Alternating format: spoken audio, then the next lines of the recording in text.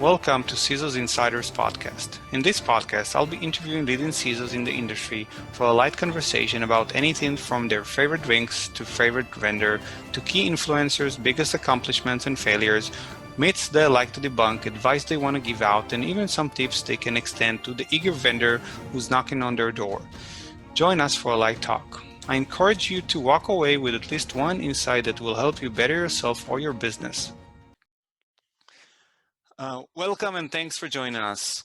In today's episode, we'll be talking to Ty Sbano. I'm hoping I pronounce your name correctly. Perfect. The CISO of Sisense. Ty has an extensive background in cybersecurity. He spent some time in the retail industry, in banking, in product security, in consulting companies, and he is on the board of various companies as well as an investor in SVSCI Group, which is, as far as I understand, it's a group of CISOs that invests and provides guidance to startup companies in the cyberspace. Now, I'm sure I missed out on a lot, Ty. We don't really, personally know each other. So I would be more than happy if you could introduce yourself to our listeners. Yeah, I'd be happy to share a little bit. So, my name's Ty Sbano. I work in security. I've been doing it for over 15 years, and I think we're going to unpack quite a bit of it. But, if I were to give the quick synopsis of what I do, I'm a security practitioner. While I am a CISO on paper, a chief security and trust officer for this wonderful data analytics company called CISense, I am a person that likes to be hands-on keyboard. And every time I find myself going up market, growing into larger roles, I still like to do. Because I think there's a lot of reality in execution and not a lot of reality in always PowerPoint making or just generating metrics to tell stories. Like that's part of the role. And for me, always going to be a practitioner when it comes to my craft. And my craft is information security for my career. So that's a little bit about me, mostly fintech, a lot of fintech, but I can tell you, I've fallen in love with the startup realm, not only for putting on various hats, taking on a lot of interesting challenges, but also now on the flip side, you mentioned SVCI. I've had a chance to join this wonderful team of chief information security officers, current and former, where we help very interesting, unique startups that are solving very good problems. But the difference for us, we're investing in people, and that's how I live my life. I invest my time, energy, and now I have this other opportunity, some minor amount of money to partner and work with these organizations. And the goal, to make sure that they're really solving problems, that they're really attacking the problem the right way. Because I don't know, you've probably been through it where you see some technology that just works so well, but their sales team doesn't know how to sell it.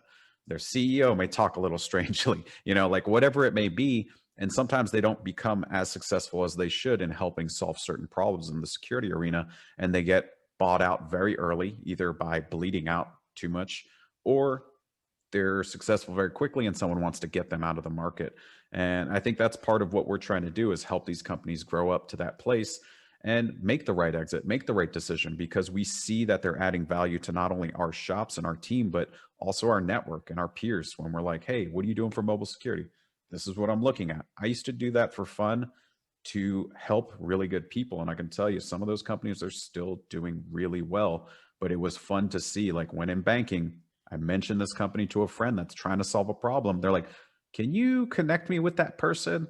And that was the best way to introduce them to the company, as opposed to the cold email or something like that. So I think we'll get more into it, but generally I'm a security practitioner. I've been doing this a while. Okay, yeah, and that's really interesting what you said about SVCI. I've been hearing a lot of good things about them, and I think you're the maybe third chief information security officer out of that group that I've been talking to, and yeah, I think the one of the differentiators is as you mentioned, like I think the one of the one of the one of the hurdles these days when vendors want to come and talk to CISOs is, as you mentioned, the cold email approach, the cold approaches. These do not really work when you try to engage with the CISO. So eventually everybody goes back to the network and ask around. And yeah, I mean, I really appreciate what it is you guys are doing there. So definitely. Yeah. Thank you. Yeah, people should listen to Ian Amit's interview that you did with him, because I think he said it best. When you get those 3 cold emails and they're like, they contour it, they add a little funniness and humor, and you're like, that's kind of good. But then they send one more and it's like, this is the last email. And you're like, He's like, please let it be, because I'll respond now if it's the last one. Like, stop. Yeah, So yeah. I think his interview was fantastic. I think the format and the flow was great to kind of hear someone with really great background and experience. That's like one of those leaders that you can learn a lot from just by sitting down and listening for 60 minutes. And I think he crafted a really good narrative to kind of flow through that conversation. So good job on kind of building out this interview series. And thank you for having me. And thank you for joining. So just, a couple of other quick questions before we dive right in. I like to ask my interviewees about their marital status. I've been married 10 years now. I'm coming up on 11 in a very short time period. My wife and I are at that stage. We skipped the big 10 last year because pandemic was starting to hit, and we're like, what are we going to do all this stuff for? And it's like, it was weird. But going into year 11, you know, we are so aligned in our marriage and our journey together. My wife dabbles a little bit in security. She's a technical project manager at Crunchyroll, which is Elation Media. It's an anime streaming company, and it's cool because when we moved to San Francisco, it was for one of my jobs, and she played the long game. She had an offer or two on the table with companies that were kind of interesting, but she's like, I really, really want to work for this company, Crunchyroll. Like, it is my dream job. And lo and behold, through patience, perseverance, and just natural personality, like, she got the job and the opportunity, and she's been there for like, I think 4 years now. And it's wonderful to see our partnership and how this works, because I work in the security space. She's technically working in all parts of DevOps operations and security and privacy. And our conversations like cross over quite frequently, and it's a knowledge exchange. It's a whole different paradigm of how we interact. And I don't know if it's robotic or anything, but it is just, it's kind of funny to me now that we're working from home, Mm-hmm. and she's like, oh, I heard you mention this. And I'm like, I'm like, why are you listening? But then she's like, oh, we're looking at this company. Can I ask some questions? So it's been really cool. I think just in this pandemic time of like, maybe it is a little bit of information leakage, but the opportunity to get to know your partner, how they operate, what they're doing, how they run their schedule, and finding balance between each other. So for me, my marriage is one of the cornerstones of success, as well as like, we have a team here, and this is our company called the Sbano company. Like, that to me Wow. is very powerful. Yeah, and that's great to hear. Uh, what about your favorite drink? Whew, it's water. It's really, really clean water. In pandemic times, I think the social aspect of like drinking has changed so much that I can count on the number of hands. It's one. It's probably this many times that I've actually been drinking with someone, and for me, it's whiskey. I love Nika Japanese style whiskey, but my like favorite Scotch is Talisker 10-year, which is from Isle of Skye.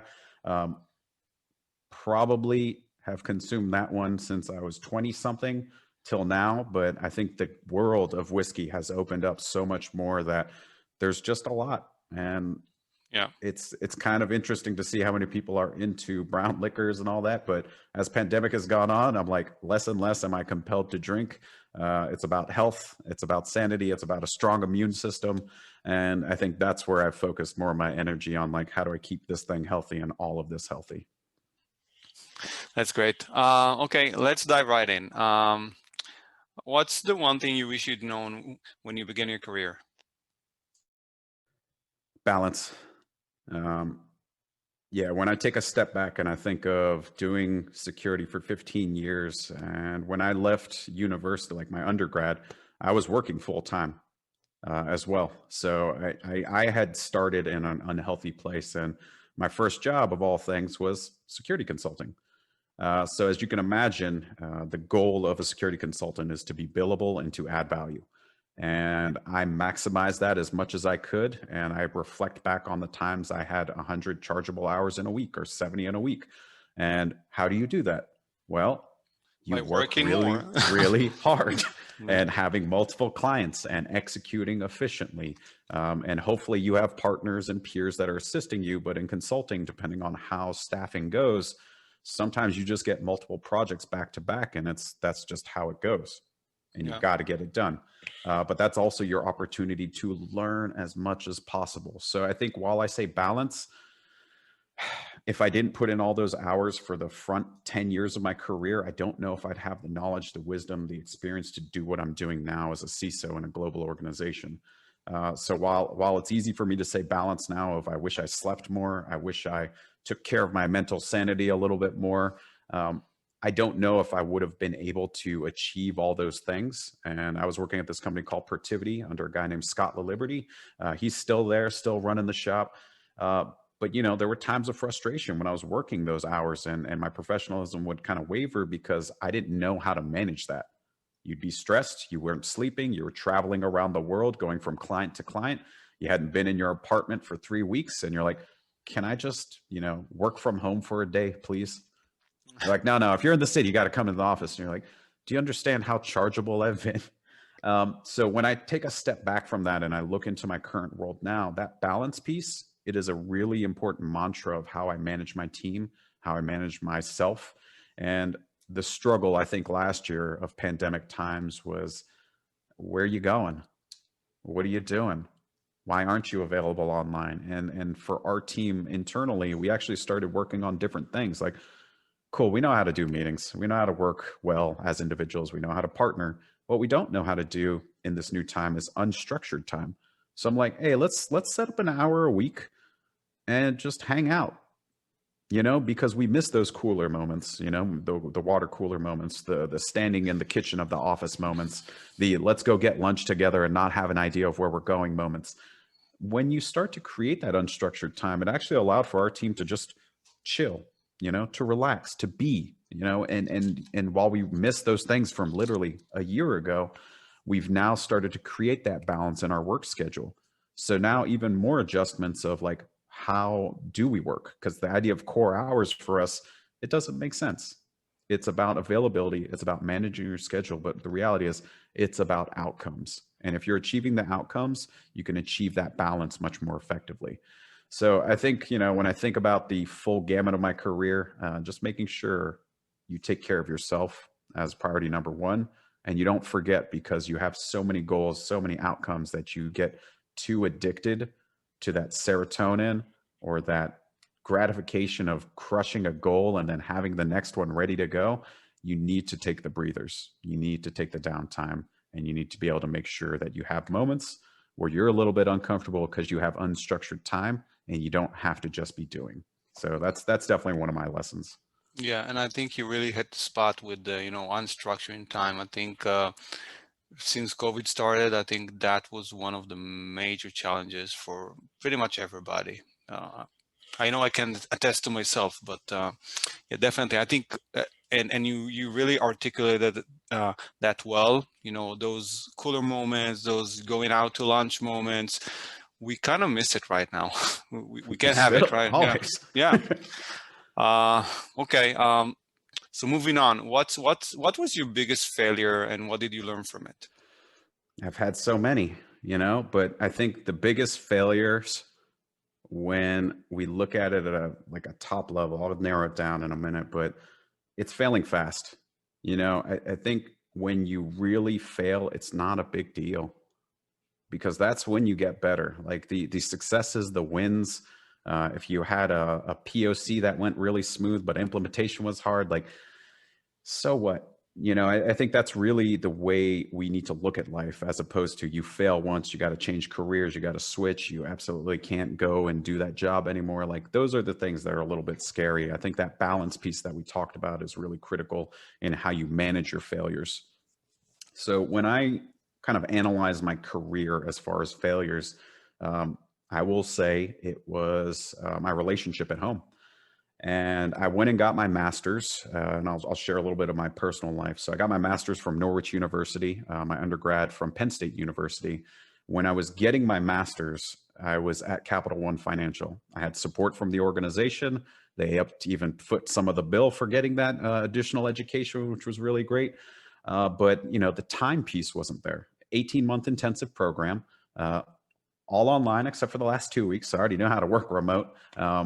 But one of the main issues that came up was I did not have unstructured time during that 18-month window.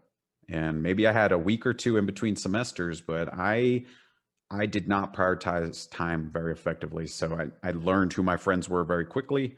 My family got a little distant because of my own doing. My wife was upset with me, with the amount of time and energy, especially my last semester. Like I could feel it.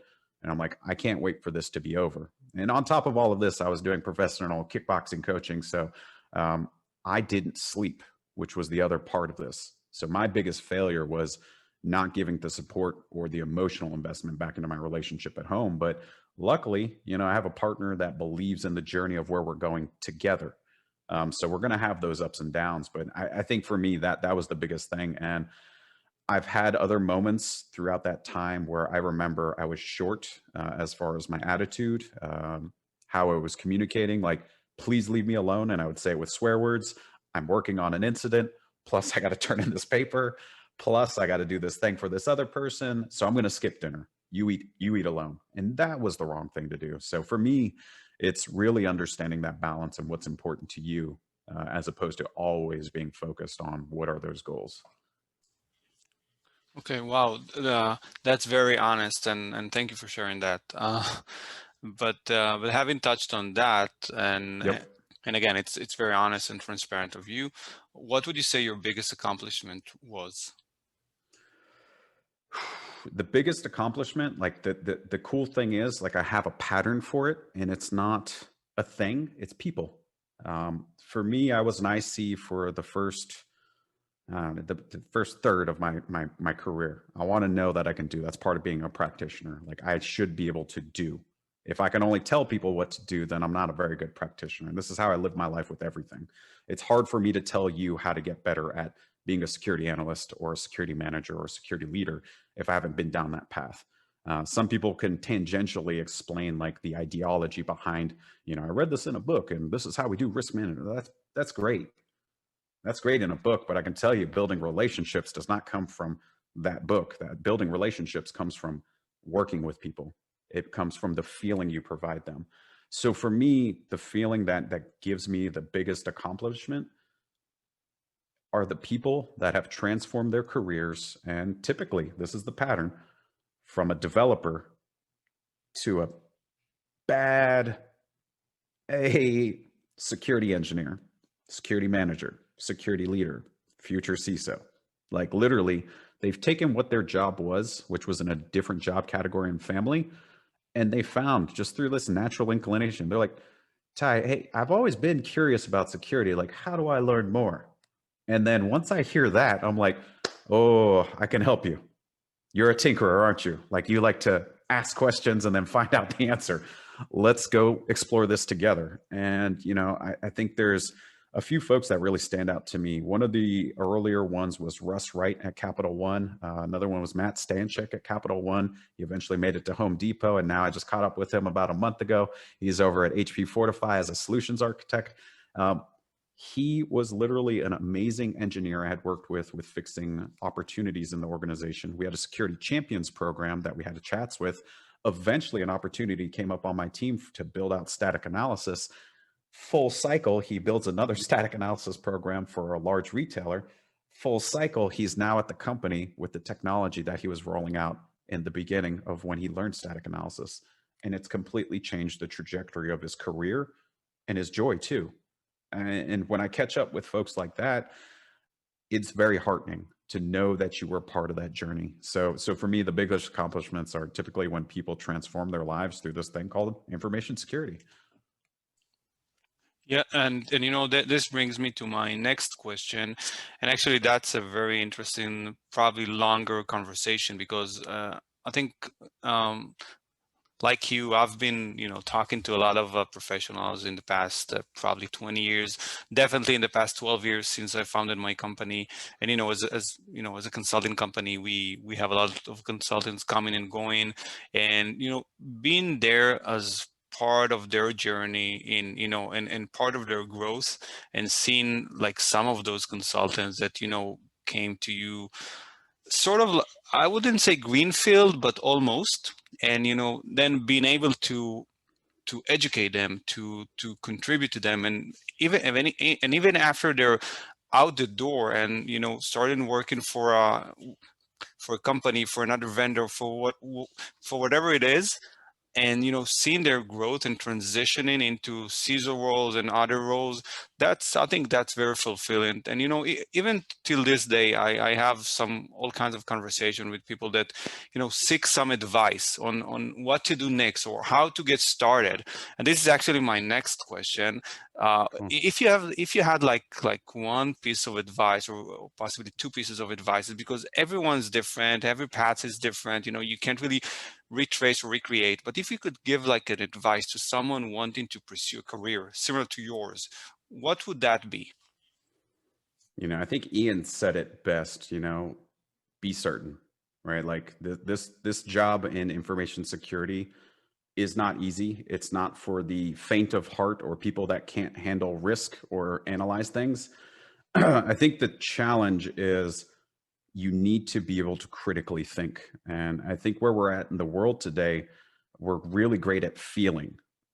And feeling isn't always thinking because your emotions get in the way of how you analyze problems or situations. Like, oh my God, we have a botnet attacking, every account's getting logged into. What do we do?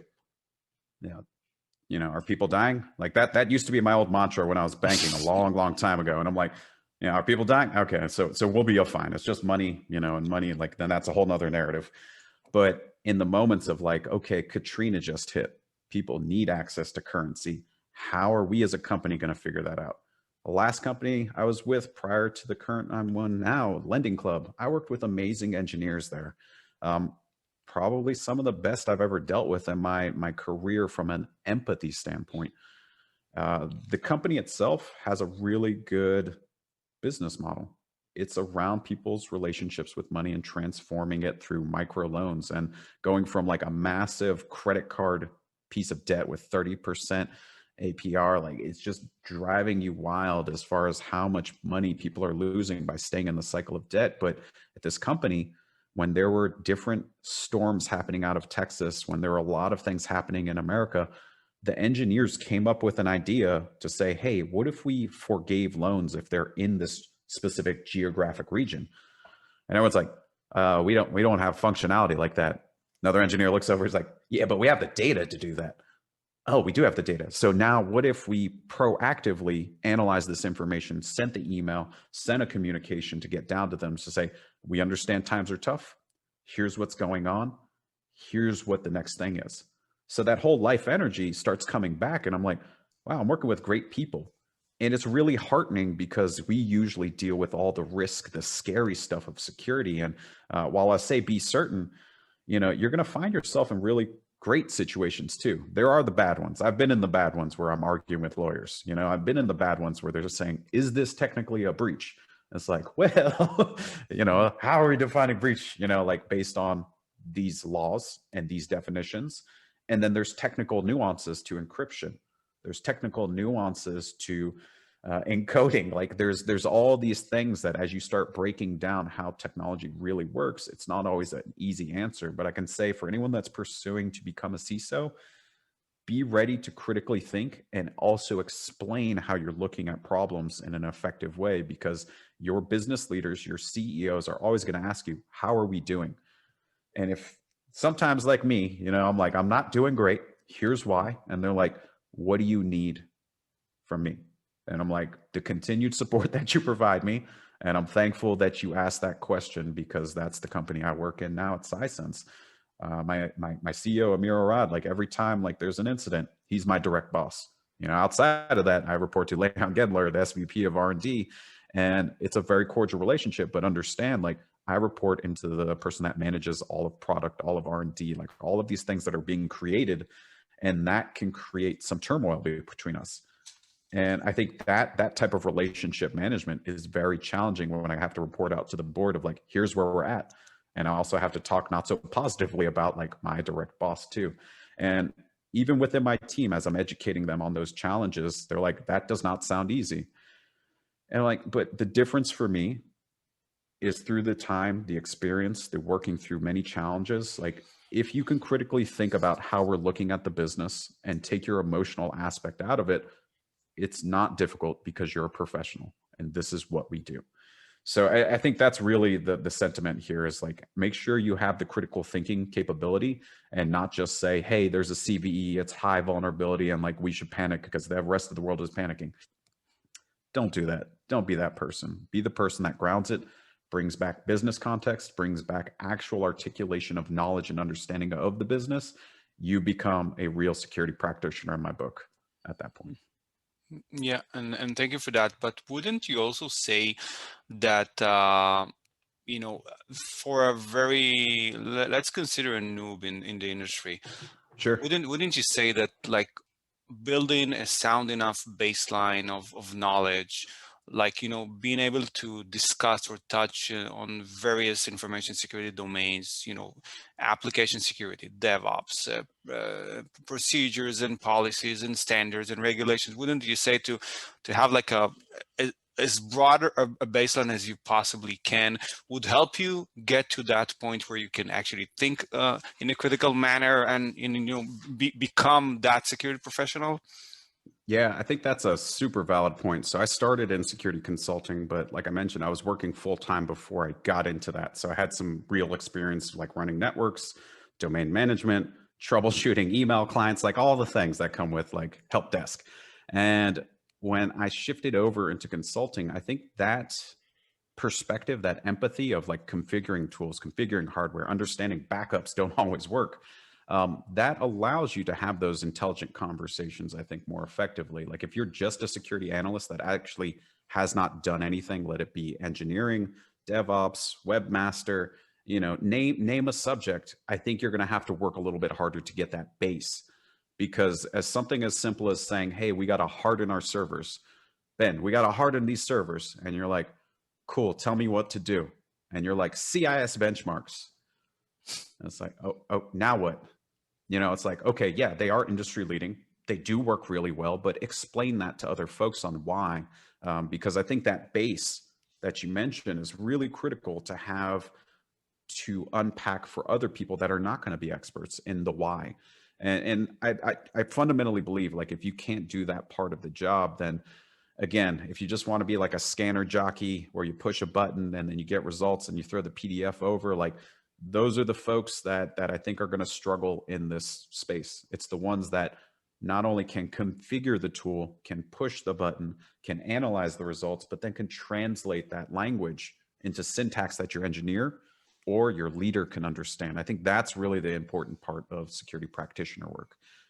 Yeah, I agree with that. And you mentioned that you report to the VP R&D. I believe I know Leon, and specifically he's very security cognizant, and he's very, you know, very. He's actually, I'm not sure if he's like the common, you know, like the common leaders that you would encounter. But what do you feel about, you know, the role of the CISO being a part of that organization? In your case, it's the R&D. In some other cases, it might be the IT organization. In some other cases, you might be reporting directly to the CEO. Do you have any thoughts on that? I do. I always have a slide ready to go in my quarterly business review meetings with the board. And really, I don't care who I report into as long as we have the outcomes that we expect of our organization. So if I report through Leon, great. He is awesome. He's probably one of the best managers that gives me freedom, but also trusts me. So when I tell him hard stories, there can be pushback. And I always let him know, like, you know, you can tell me to go pound sand and you can tell me not to do anything. You could cut my budget. Like, you're my manager. That's how it works on paper, right? I'm like, I would only stick around so long if that kept happening, but you have the authority to do that. And sometimes if that's what it's got to be, that's what it's got to be. But in working with him for the past 2 years as Sisense acquired Periscope data, it's not been that. It's been of openness, kindness, and thoughtfulness as far as how we interact. Yes, sometimes there's a lot of pushing and shoving when it comes to like, we got to fix this situation before it becomes a real problem. And that's how I try to lead through a lot of these changes. Like, I don't want to wait until we have an incident, but I also had to build an incident response process that was really articulated and understood and got to the point of how we communicate to customers if there's a problem. But it's no different than saying, hey guys, this one's probably going to be a big issue, but maybe it won't. but I need rationalized information to tell me how big of a problem is it for us, because I don't have that visibility to say to this DC, this data center, or I don't have visibility to, our customers on-prem with their hosting. I need information from product. I need information from IT. And then we collaborate to make a decision together. And I think that relationship, again, it really just depends on how effective, how are you perceived, and when you really need to push and, pull the fire alarm to say, folks, I appreciate everyone's opinions, but right now it's not time for anyone's opinions besides like this one. And here's what this one opinion is. We need to go do this. And I'll go talk to our general counsel. They'll say, do we have to do this? And I'll go, yes. And then we move forward with that type of situation. But I think it's contextual as well. But I think reporting structures, like I've been through the CFO, I've been through the CIO, I've not found it to matter all that much as long as you maintain a healthy relationship and understand, like, you're hiring experts around you, let them do their jobs, right? Like, that's the thing. And if that trust is truly there and you're all doing it for the right reason, you will end up with great results. And that's the way I anchor myself. And if you look at my career track record, I usually stick around the places where that is happening. If that's not happening as much, I'm there for about a year. Mm-hmm. That's the other part. Mm-hmm. So in other words, and I think I see a silver lining here, that you weave throughout your answers. As long as the culture is good, as long as you have good relationships with people, as long as you're able to capitalize on that, these are the types of companies that you tend to stay in, and this is what you're looking after. You're not really, I mean, it doesn't really matter. It's what you're saying. It doesn't really matter if you report to the VP R&D or to the CIO, as long as you have good working relationship and the culture is sound. Yep, I'm a builder. Period. Like I like looking at challenging problems, whatever they may be, and I want to work with people that want to solve problems. And I think there's a place for every steady Eddie out there that, likes to make the widgets and do the thing over and over and over. And you need that sometimes in the team too. But where we're at in our journey as a late stage data analytics company, we're building as we're going. Mm-hmm. To me, that's super exciting. And what I used to do in, Fortune 500, 111, like, transformation was really important to me, because if what we do today just works and we're set up for the future, great. But I can tell you, working in companies where that's not the mentality, it's about, like, we have to build for the future that we believe to be true. How do we do that before we actually need to do it? That used to be my MO. Like, that's what I was always charging after. And then I'm like, what if I just went to a startup where I didn't have to decouple and like break all these things and then get to like the fresh process? What if I was just part of a team that we were building these things? And I got that inspiration while I was at Capital One doing M&A work, mergers and acquisitions for various startups, mobile companies. And it was just interesting to see the dynamic and the difference between like a 10, 20, up to 50 person startup compared to 40,000 human beings in one organization where, yeah, it might be too big to fail. But it's also, there's so much there that it's hard to change and turn that ship. Like when you're on the Titanic, you got to slowly turn it versus you're in these agile shops that can just turn on a dime and say, you know what, Ben, our new business model is no longer consulting. We're selling this product that this one person made. And you're like, oh, that makes sense. Because you can do that. And I think that's different compared to being so large. So yeah, I think the silver lining as far as how you fit into the culture, how you choose to be a part of it, and also you create the culture, right? So that is the other part. I'm part of a culture that I'm helping create. I'm not just part of a culture. And if you're given the honor and the opportunity to do that, 100% be a part of it. And even if you don't realize you're doing it, you are doing it. Even if you're part and showing up to the meeting, speaking up on a meeting, providing input, giving feedback, that's all important. But if you're just a passenger in the journey, then you're just kind of seeing the culture, right? And that goes back to the builder mentality. Yeah, and I think you've briefly touched on my next two questions, but let me just run them by you again. What are the best resources that have helped you along the way? I'm assuming it's people related. Yeah, for sure. It's people related. I think formal education, I question. I don't know how you feel about formal education and certifications. Like I have all that stuff. Did it make me a better practitioner?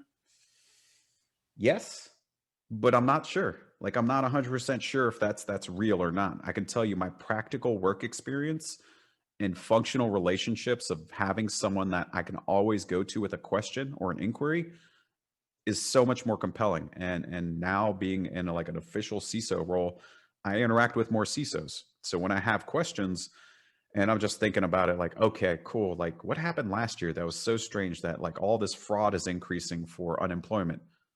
Oh, that's interesting. And then you kind of like poke around your friends and everyone's like, yeah, we've been seeing a little bit of that, but you know, our finance team is top notch. So anytime they come in, they check like, is it a former person?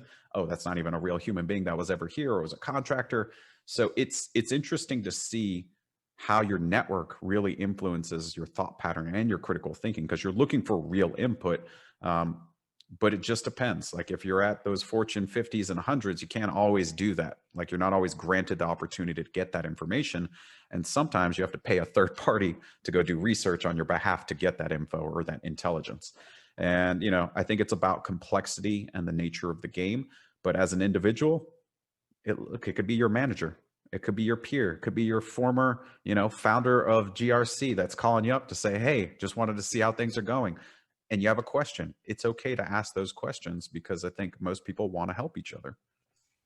Yeah, and I think you've mentioned a few names, you know, a few minutes back. But were there any like 2 or 3 specific individuals that you could name drop that really helped you and have been the most influential to you? Yeah, I talk about them quite a bit. So Sydney Klein is like the big one in my book. She's the CISO over at Bristol Myers Squibb. She was the, I forget her official title. She was basically deputy CISO at Capital One Financial. I joined when it was a top 10 financial. I left when it was a top 5.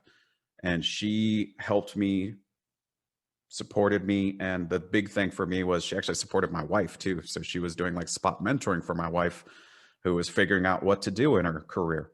And it was just interesting to see that type of investment, which I've never had that type of leadership before and ever or since. And it was a really great example of someone that was investing more than just you and understanding if someone's great at home, they're going to be phenomenal in the workplace. If someone's stressed at home, they're going to struggle at work. And even how we do teamwork and how we build relationships, I look at her as the person that helped transition me from an army of one mentality of like, I can do all this by myself to, oh, with a unified vision, with a strong narrative, with appropriate communication and storytelling skills, we can mobilize all of us to charge towards something much bigger than one of us as individuals can do. And one of her direct reports, Brian Orm, he is one of the principals over at GuidePoint Security now. He's been in my corner for the first day I met him. Now, when I joined Capital One, he actually went out on a paternity leave and he was out for like 3 weeks. So I had to fend for myself. But it was really cool to see like our relationship during the time that he was there. He just gave me a lot of really useful tricks in communication and also this tactic of leading through questions. So if I asked you a question, he would ask a flip question to make me answer it, and I'm like, you Jedi mind tricked me again. But he's also just been a really good friend. And when I reflect all throughout my timeline, like all of my bosses, all of my relationships, like even Scott LaLiberty, who I mentioned, to even Glenn Foster at JP Morgan Chase, who was my boss when I was there for a couple of years. All of these people I invited to my wedding. Not all of them came, but like Scott came to my wedding, you know, like that was like my first boss. And it's crazy to me years later, after I'd left the company, that he would show up to my wedding. It was flattering, you know, and like those are the things that I'm super appreciative about of these relationships that manifest into long-term relationships. Like Glenn is over at TD as the CISO. And I've spoken with him a couple of times throughout the years, and it's fun to stay in touch. And also just having those influences to see how they've navigated because, you know, this is my first CISO gig. Now I'm trying to figure out, okay, what's next? Here's the thing. I can go ask any point in time. Yeah, and you know, it's great to have great mentors and just people that you really appreciate, and you don't feel like, you know, there's any hidden agendas there. I can attest to myself that I also have a few of those. Yeah, and it's been great. Yeah. What's the one common myth about your profession that you think you'd like to debunk? Common myth about like, I don't know. what's a common myth of security? Like we all wear black leather jackets and we're running Nmap nonstop against the internet. I don't know. Well, I would think, all those movies where you see all those cool screens and pieces of code running up and down, and like fictitious IP addresses, stuff like that, that you could debunk, or anything, like anything at all. I mean, it's just it's if you as have, exciting yeah. as exciting as you make it. If you really like penetration testing, and that's where I started a good portion of my career, was breaking stuff. But I found myself to be more of a builder, like I mentioned. So how do you build a program? How do you take something that's a pinpoint into calling someone's project, product, application bad? You're like, this is low quality. Here's why. We don't validate any inputs. Well, what does that actually mean? How does it translate? When you get into pen testing or hacking, it's like maybe 60-70% report writing and communication, right? And then there's like the 30 to 40% where you're actually breaking and testing. And that's the part that gets maybe not as fun. So a lot of the folks that get into the security space, they want to break because they think it's cool. And while breaking is great, it doesn't always help the relationship or the culture of the company when all you do is show up, say, hey, you know what? I came and did an audit of your house. Everything's broken. That window's broken. That door's broken. Those locks are broken. Good day. You know what's better? The person that shows up and say, hey, I think this is what probably happened. Maybe you left the key under the mat and someone opened the door, or got broken open. And why don't we do this together? Why don't we figure out how to fix this and make it a better situation? Because I'm part of this house too, and that's the company's name. And I think when you take that approach with, again, empathizing and understanding you're the same team, the relationship changes. And the myth there is really, it takes hard work to build those relationships, and it's not easy. It's easy to say, like, I told the developer that their code sucked and they need to fix it. What's really hard is saying, okay, I appreciate that we did a null check and that there was something in the field, like the form field of this web application. But now let's talk about the context of what we expect to come into this form. Is it a string of characters? What is that string? Should it ever be 6,000 characters? No? Okay. So let's start to rationalize maybe what is a regex. If we can't use a framework, let's play whack-a-mole, fix that little piece of code, and then move forward. But that live coaching, to me, is the harder work. And it's not as, I would say, as like fun or sexy as breaking stuff. But I am more inclined for that relationship building, because if I broke it, I sure as damn well want to be part of the fix, And I think that that's one of the fallacies or the myths in this field. Is it is a little bit boring sometimes, but you can make it fun. You can absolutely make it fun if you have the right definition. Well, if only I could have you as, the sales guy for our penetration testing team.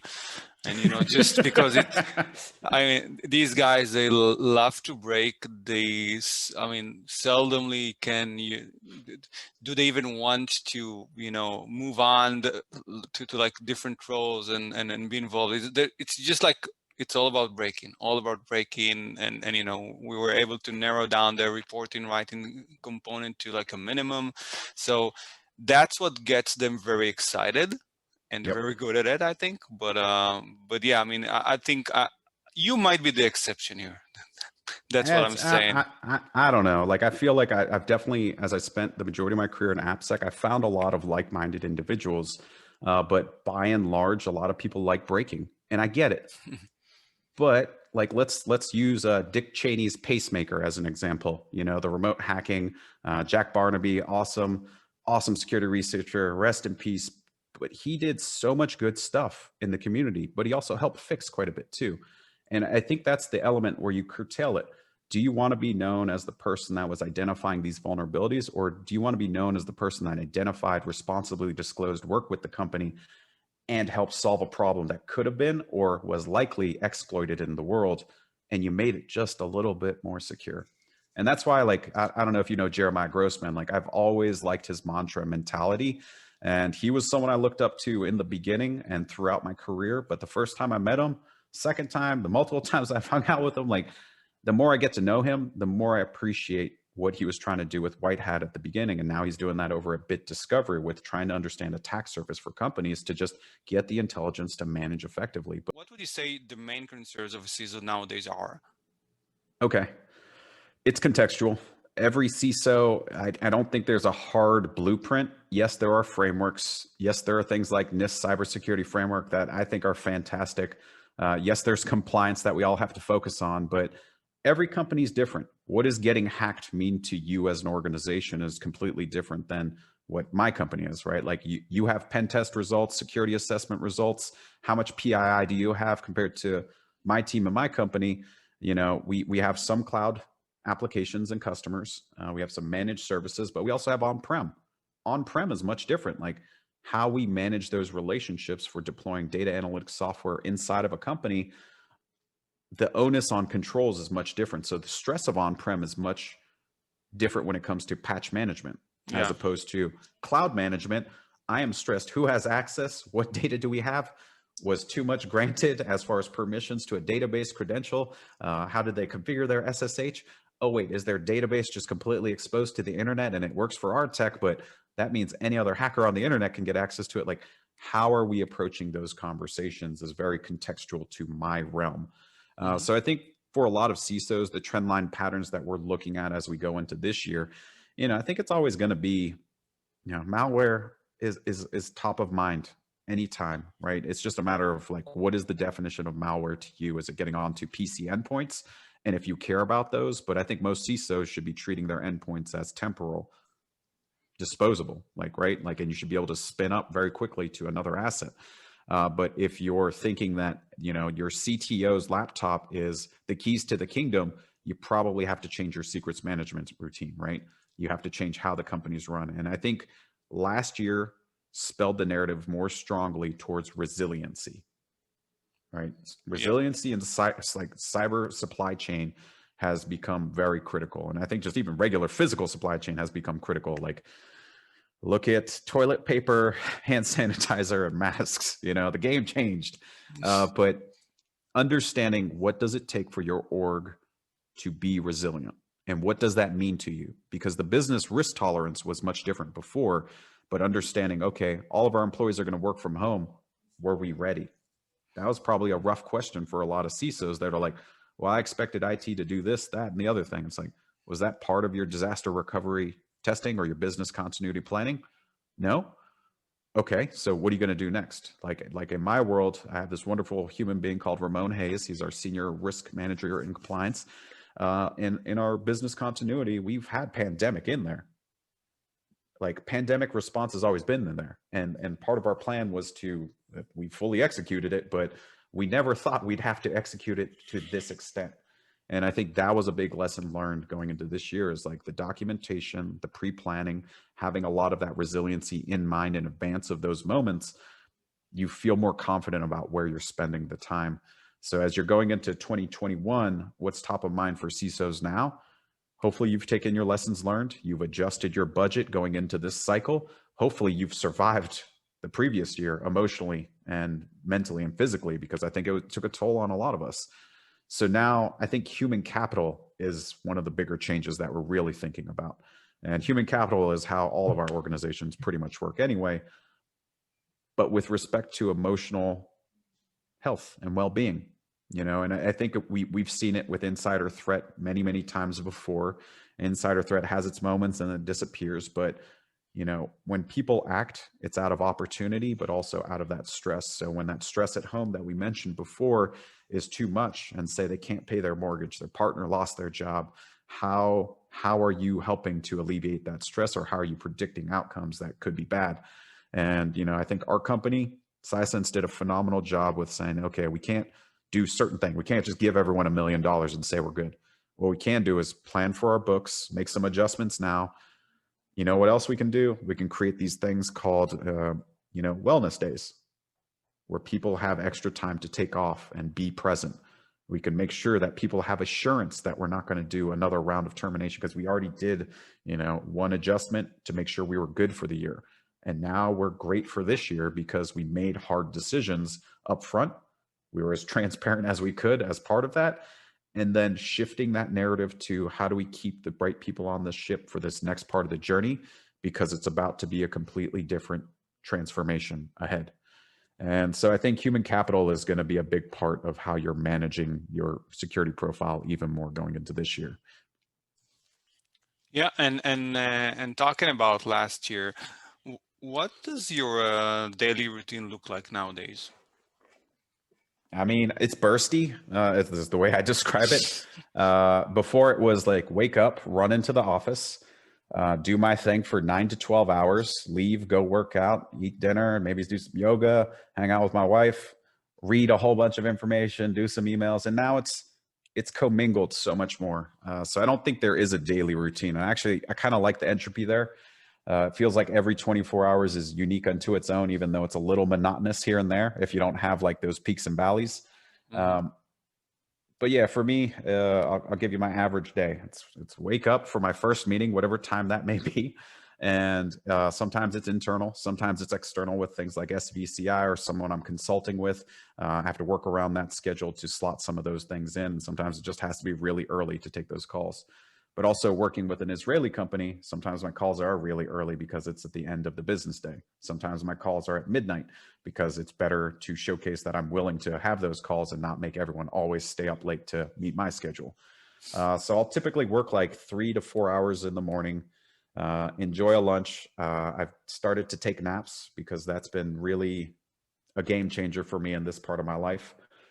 I'll do a couple hours on the back end in the afternoon. I'll go live my life outside as much as I can for maybe 2 to 3 hours. I'll come back, eat my dinner like we talked about, and then I consume a lot of information at that point.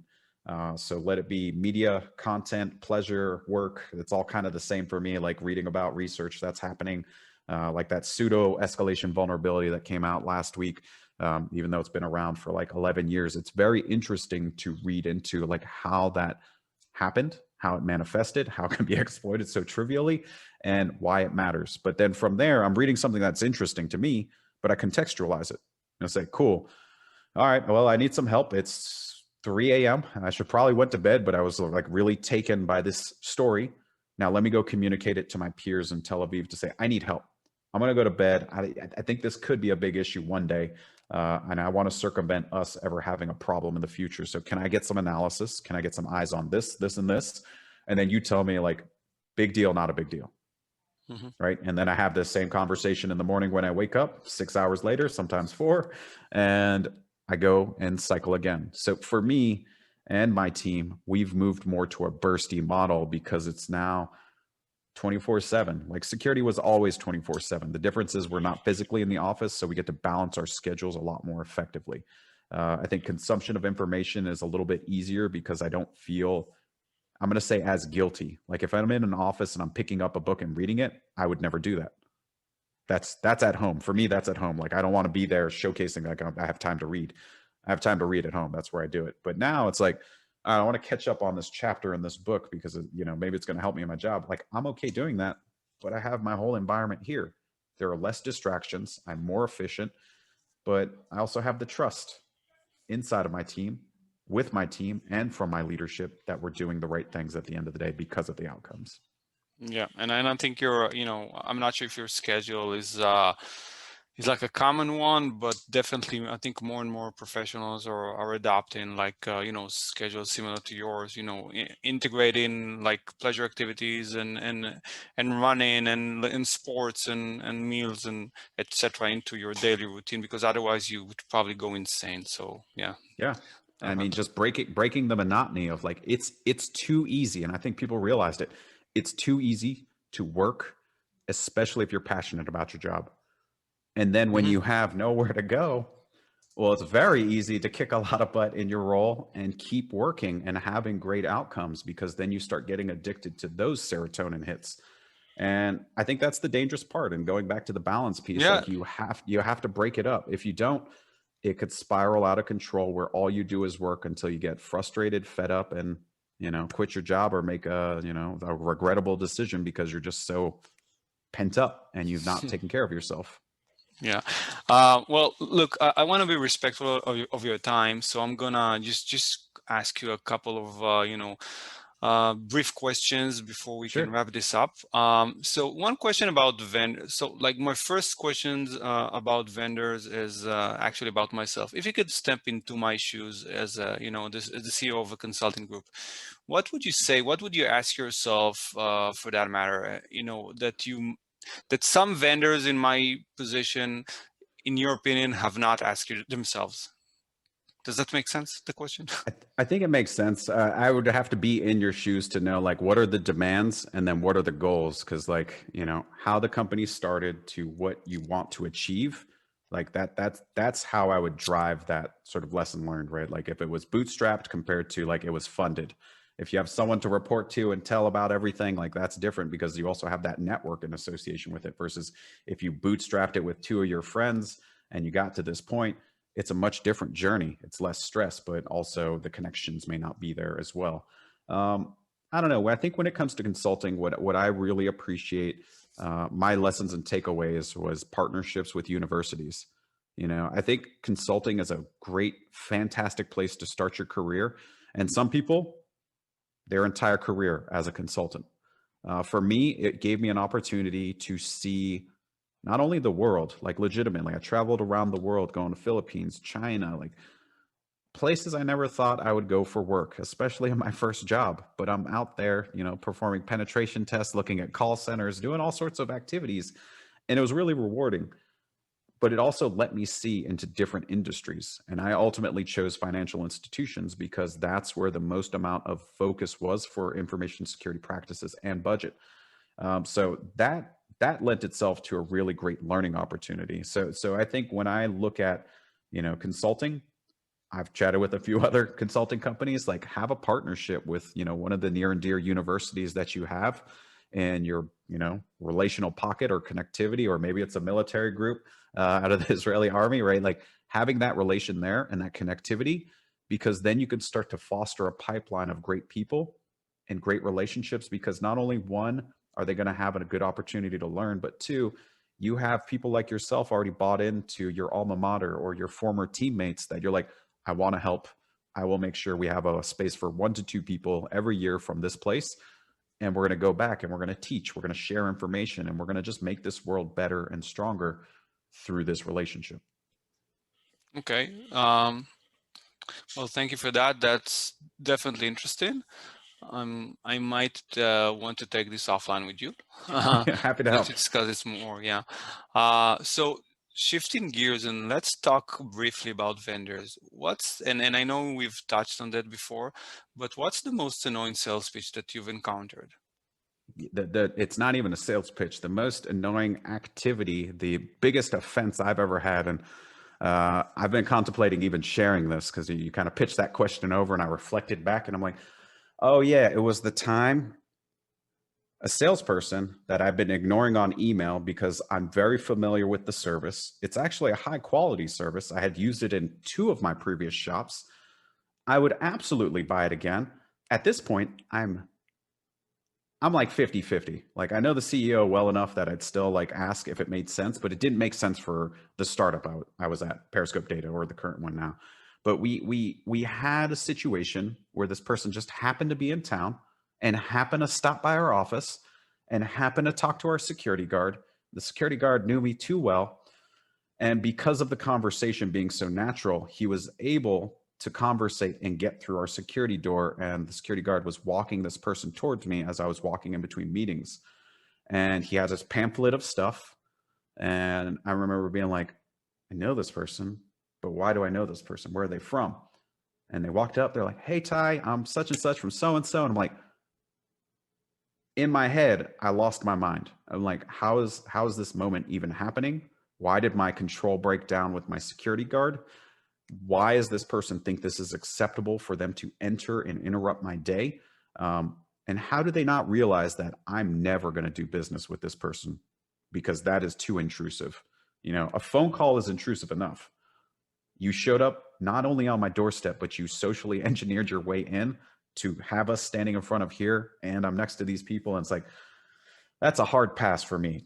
And I will never forget that moment. Had some hard conversations with our security guard team.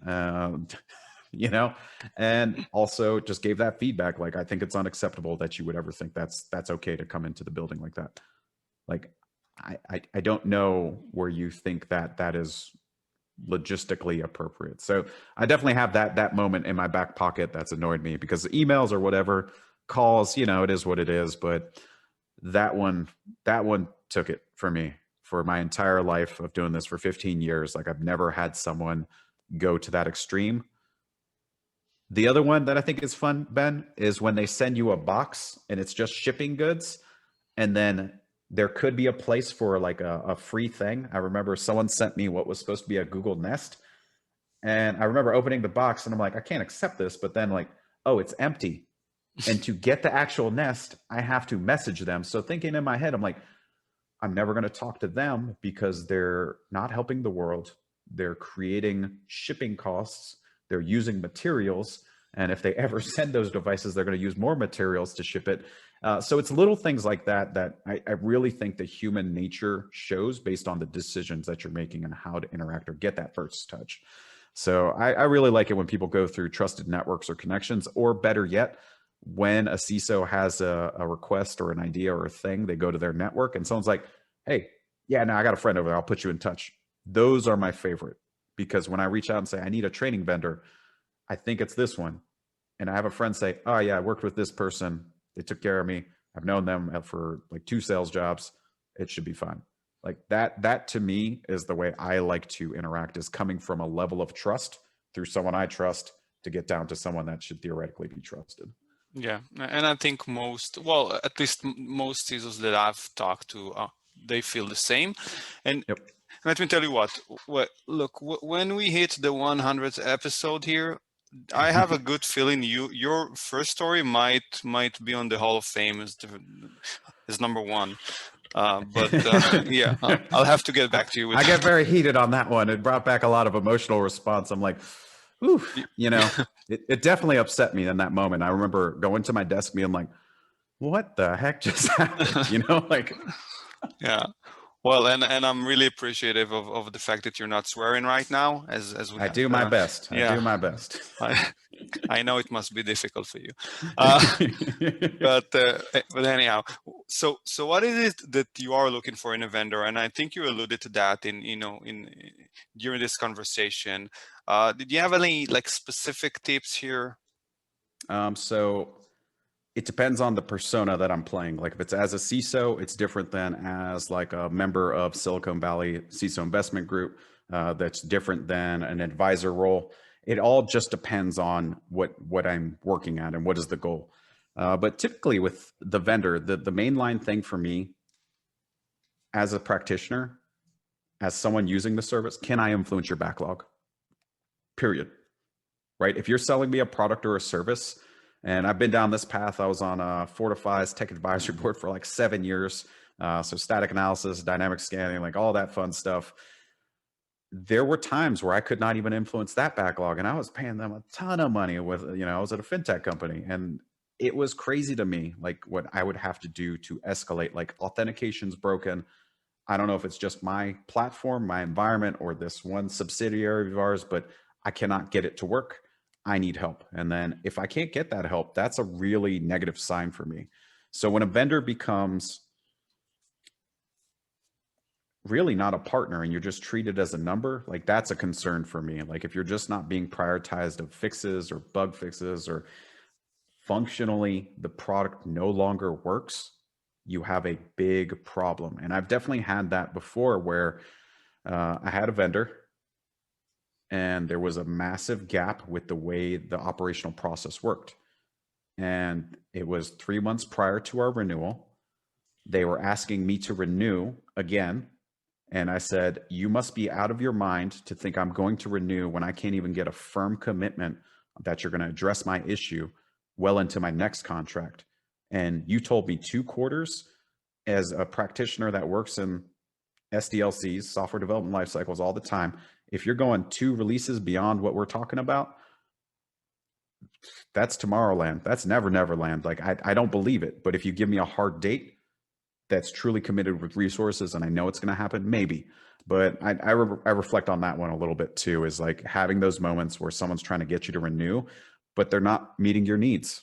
Why would you stick around? So influencing that backlog has always been a critical point as a CISO, as a practitioner. Hmm.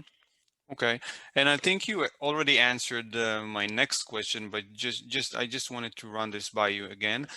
So how can vendors actually connect with you in a non-intrusive manner, if there's any way at all to do that? Or is it just, you going back to your network and you're identifying the need and set like the requirements in place? Let the text speak for itself. Like I'm fine with cold emails. For me, like cold emails are fine. If they bought it, sure, why not? But what's not okay is just like the automated email follow-ups that are not contextualized in any way, shape, or form. And especially if it's like, dear insert name, and then it has like your last name. Like I don't read those, right? Like because something's broken with their automation flow. But LinkedIn's a great way for me. Like, let's interact. Like show me that you're actually spending some cycles, and understand that if you're qualifying me as a lead, to say I'm a person that could theoretically be sold to, show me. Because if you just think I'm going to buy your stuff, but I have no use for it, like why am I going to have that conversation? The other hard part is like not all your vendors are going to know that you may have a different solution. And also I'm not going to tell you that information because there's no benefit for me to tell you that. But I think LinkedIn's a great way to connect. I suck on Twitter, so I can't figure it out. It's just not for me. And then, yeah, I think there's just let your tech speak for itself. Because if your tech is good, if your service is good, if your people are good, they're going to have the impact. And if they have the impact, there's going to be gravitas. If that email really talks about the tech really specifically and what they're solving for, how they're doing it, you include your brochureware directly in the email, fantastic. What's even better is if you include a link to where your video content is of how it works. That to me gets me excited. And if I read an interesting description, I will absolutely follow up. If I read the same old description that has no context, I'm not going to spend the cycles. Okay, thank you. Do you have any other CISOs you'd like to name drop as persons that you look up to? And I think you've mentioned some when I asked you that question about like influential people, but I'm not sure if these people fall under the same category. Yeah, I think it's always like it's time bound a little bit. So it depends on what I'm working on. And I think that's where it just depends. Like Joel Fulton, former CISO of Splunk, like I've gotten to know him through the Bay Area CISO community, the Information Security Leadership Foundation, which I think it's been cool to see someone that was a CISO that is now a founder. I have no aspirations of being a founder. I think it's a tough job. Hats off to you, because I think that journey is like you're all in. I think it's great.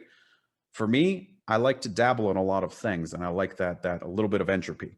But Joel has been a really inspirational person in the way he communicates, how he articulates things. He has this startup called Lucidum, has come through SBCI. Like we're connected that way. But outside of that, before it, I was always a fan. And having a chance to have talked to him in person, it was really valuable. The other person that more recently is Roger Hale. So he had worked at Lending Club before my time. He's now the CISO over at Big ID. And Roger and I connected through, again, Bay Area CISO group. And it was just like a natural relationship, chatting, shooting the stuff. And there were also like these little glimmers of like 1 week where I was going to Israel. He was already out there. He's like, you should come to this meetup. And I'm like, only if I were there 3 days earlier, I would totally go. And it's cool to have that connection. But Roger did some interesting stuff as like a CISO in residence.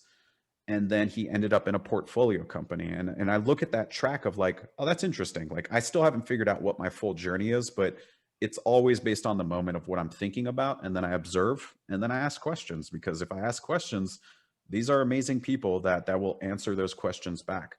And I think the challenge is usually creating the opportunity or finding the time to go spend it with them. But now more than ever, I think with Zoom and the way we are interacting, it's actually become a lot easier. It's a matter of you taking the time to message, or if someone reach out to me on LinkedIn, I will pretty much respond. Now it's just a matter of like, does it make sense for me to like engage and say, cool, we should do like a virtual coffee. So on the flip side to that, I'll just offer that out there. Like I've had random people hit me up on LinkedIn. turned into a phone call that turned into them getting into a job. And some of those people have literally become CISOs and their peers. And it's cool to see. So yeah, I think those are two that are kind of current state front of mind for me. Okay, okay. A couple of quick, like a couple of quick questions before we can wrap this up. So I know you mentioned LinkedIn as probably the best way to reach you online. Is that correct, or do you have like any other like blogs or anything else that you do?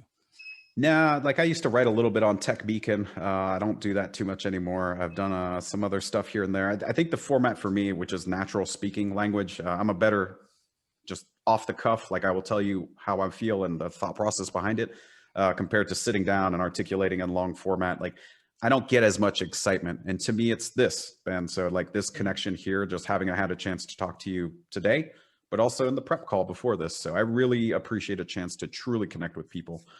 So yeah, LinkedIn is definitely the best way to get a hold of me. I have an Instagram account. It's mostly for my martial arts side of my world. And then again, Twitter, like I mentioned, I suck at. I got on that new thing. What's it called? Clubhouse. I can't figure it out. It's just like people chatting. It's kind of like Discord. I still haven't figured that one out, but I'm always exploring.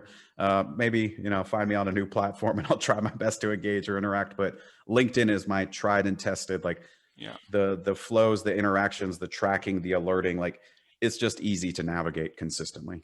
Yeah, same for me. So moving on to probably the final question here. If Oh, and this one is a fun one for me to ask. If you had unlimited funds, what do you think you would do with your life? I'm kind of doing it. I don't have unlimited funds, but I'm doing what I would do in my life. And when I started information security, I didn't make a lot of money. I didn't think information security was going to be a high paying gig either. I'm thankful of the journey to get to this point. I've had a lot of cool opportunities, outcomes, but I think I'm doing it already. It's like I'm going to be a security practitioner. I'm going to do a lot in martial arts. I'm going to have creative art projects. But the mainline theme among all of that is I invest in people, let it be myself or others, but I like to help and I like to partner. And again, it's that problem solving and building. So even if I had unlimited money, I don't know, I'd probably start like a startup funding committee for NPOs and security tech startup, because that's the skills I have that I can understand. And I want to help these companies, especially for the folks like I've been advising for this company, Nightfall AI, for coming up on almost 3 years now. Like we've been partners before they incubated the idea of data leakage in the cloud. And it's been such an energizing journey. Like I don't think they always know how much energy I get from the journey, but when I work with people that see the world as there are no impediments and anything is possible, it excites me. It gives me energy and it keeps me going. As opposed to like if I'm at that really old stodgy company where only so much is possible. Only so much of tomorrow work will get done. Only so much will happen before the end of the week because it's Friday. Like that is draining. To me, it's very energizing when you work with folks that are dreamers. And what's better is when they're doers. So I would probably be doing a lot of what I'm doing now. Other than that, I joke with my wife, I'd probably be a cat tender. I just created a new term this year. I'd probably have like a cat cafe and I just, foster a lot of kittens and dogs and animals. And I probably have a funny farm outside of that. I just really like animals and wildlife. But, again, it's about helping. It's about fun. It's about building. And that's really what I would do with unlimited funds. Yeah, you actually, I think there's a quote, I think it's by Mark Twain, find a job you enjoy doing and you will never have to work a day in your life. I think It's you're not living work. that. Yeah. It's not work. Yeah, I'm very grateful that I've gotten to this place. But the difference as a CISO, like you deal with a lot of us, we live on borrowed time. Mm, The average CISO is like 17 months in role. I'm coming up on 3 years. I am thankful. I'm so appreciative of the team and the culture and part of the build. But in my head, I constantly think I'm on borrowed time. And it changes your relationship with work because I'm also confident that even if this journey were over tomorrow, I'd find some other cool things to do, and yes, it's important to have a roof. Yes, it's important to make sure my wife is comfortable too. But a big part of that journey is the confidence in yourself with the skills that you've built and really your internal drive to know that almost anything is achievable if you dedicate the time, resources, and energy to it. So I'm with that 100% with Mark Twain's quote. Okay. Well, I think we're out of time, Ty. So Okay. let me just, thank you again for taking the time. I know that everybody's busy nowadays, even more so.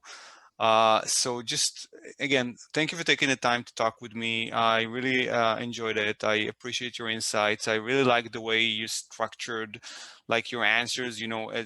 As you said, you provide the answer, but then you also give the rationale behind it, and that was very, very insightful for me. And I'm hopeful our listeners will enjoy it as well.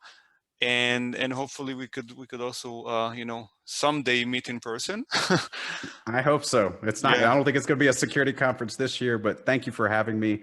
I think you've had a lot of great guests so far, like Hillick and Ian are the ones that I know. And I think they offer a lot of great insight and perspective. Like I learned a lot from listening to Ian's. I welcome other CISOs to constantly be out there hearing the stories because we get heads down doing our thing. Sometimes it's hard to come up, get that air, and get that perspective. And I appreciate what you're doing with taking time because I know it's not just like the hour and a half that we do the chat here. It's the many hours of editing, modifying, creating the questions, thinking about the next steps. But thank you for generating the platform. I hope this is helpful for those that want to maybe become a CISO one day or want to be a great AppSec practitioner. And again, if they have questions, they have unlimited questions, they can reach out to me on LinkedIn. Won't always be a fast response, but I'll do my best to respond if it's professional and courteous. Yeah. So thank you again and enjoy the weekend. Cheers. Thank you so much. Thank you for joining us for another episode of CISO's Insiders. Hope you enjoyed today's episode. For more professional content, please check us out on social media.